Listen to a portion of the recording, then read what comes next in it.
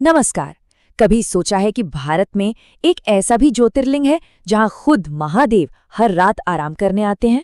और सिर्फ इतना ही नहीं, सुबह सुबह जब मंदिर के दरवाजे खुलते हैं तो वहां पासे बिखरे मिलते हैं। जी हाँ, जैसे कोई अभी अभी चौपड़ का खेल खेल के गया हो। आज हम बात करने वाले हैं मध्य प्रदेश के खंडवा में बसे ओंकारेश्वर ज्योतिर्लिंग के उन्हीं रहस्यों की जो सच में हैरान कर देते हैं। ये सवाल सुनने में थोड़ा अजीब लगता है ना? लेकिन यही वो रहस्य है जो ओंकारेश्वर को बाकियों से बिल्कुल अलग और सबसे खास बनाता है। देखिए, सदियों से ये मान्यता चली आ रही है कि यहाँ हर रात कुछ ऐसा होता है जो दिव्य शक्तियों की मौजूदगी का सीधा सीधा एहसास कराता है। जरा सोच कर देखिए, पुजारी रात में मंदिर के दरवाजे पूरी श्रद्धा से बंद करते हैं और सुबह जब वो गर्भगृह खोलते हैं तो उन्हें चौपड़ के पासे बिखरे हुए मिलते हैं। बिल्कुल ऐसा लगता है मानो किसी ने रात भर यहाँ ये खेल खेला हो। और ये कोई एक दिन की बात नहीं, ये नज़ारा हर सुबह का है। ये कोई कहानी नहीं बल्कि वहाँ की एक रोजाना की रस्म है। हर शाम शयन आरती के बाद महादेव के लिए एक सेज यानी एक बिस्तर तैयार किया जाता है और ठीक उसके पास चौपड़ की बिसात बिछा दी जाती है। माना जाता है कि रात में शिव और पार्वती यहाँ खेलने आते हैं और सुबह बिस्तर पर पड़ी सिलवटें और पासों की बदली हुई जगह इस बात का सबूत देती हैं।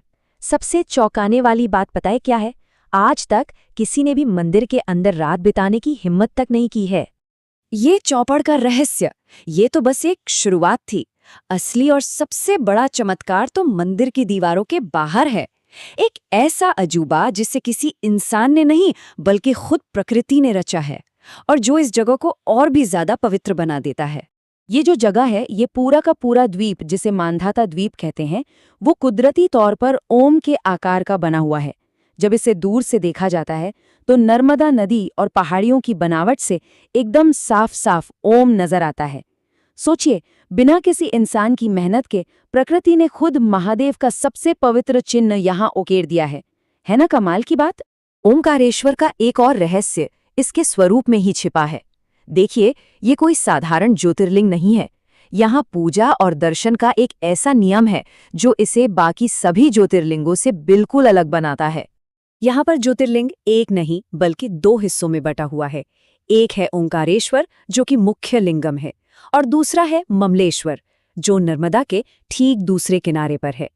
ओंकारेश्वर को आध्यात्मिक यानी स्पिरिचुअल रूप माना जाता है तो वहीं ममलेश्वर को भगवान शिव का पार्थिव यानी धरती से जुड़ा भौतिक रूप माना जाता है। तो इसका मतलब ये हुआ कि ओंकारेश्वर की यात्रा तब तक पूरी नहीं मानी जाती जब तक श्रद्धालु इन दोनों ही स्वरूपों के दर्शन न कर लें। और यही इस ज्योतिर्लिंग की सबसे बड़ी खासियत है, जो शिव के आध्यात्मिक और भौतिक दोनों ही रूपों के महत्व को एक साथ दिखाती है। अच्छा, अब एक और बड़ी दिलचस्प कथा की तरफ चलते हैं। क्या ये पता है कि धन और समृद्धि के देवता यानी कुबेर का ओंकारेश्वर से एक बहुत ही गहरा नाता है। कहते हैं कि उनकी इतनी सारी दौलत का राज भी इसी पवित्र धरती से जुड़ा है। असल में बहुत कम लोगों को ये पता है कि धन के देवता कुबेर ने यहीं पर एक शिवलिंग की स्थापना की और फिर बहुत कठोर तपस्या की थी। उनकी अटूट भक्ति से शिवजी इतने प्रसन्न हुए कि उन्होंने ही कुबेर को पूरी दुनिया के धन का स्वामी बना दिया।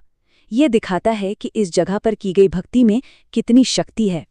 और हाँ, ये सिर्फ एक पुरानी कहानी नहीं है। आज भी यहाँ कुबेर भंडारी का मंदिर मौजूद है और इसे एक बहुत ही जागृत स्थान माना जाता है जहाँ लोग धन और समृद्धि पाने की प्रार्थना करने आते हैं। तो अंत में ये एक लाइन ही सब कुछ बयां कर देती है। ओंकारेश्वर सिर्फ ईंट पत्थर से बना एक मंदिर नहीं है। ये वो जगह है जहाँ प्रकृति, गहरी आस्था और रहस्य, ये सब मिलकर शिव की मौजूदगी का एक जीता जागता एहसास कराते हैं। यहाँ के रहस्य सिर्फ सुनने या सुनाने के लिए नहीं है, ये तो महसूस करने के लिए हैं। हर सुबह वो बिखरे हुए पासे, ओम के आकार का वो पूरा द्वीप और कुबेर की वो कहानी, ये सब मिलकर इस जगह को वाकई अविश्वसनीय बना देते हैं। तो सवाल बस इतना है कि इस दिव्य अनुभव का हिस्सा कौन नहीं बनना चाहेगा। सच में ओंकारेश्वर सिर्फ एक मंदिर नहीं, साक्षात शिव की उपस्थिति का अनुभव है।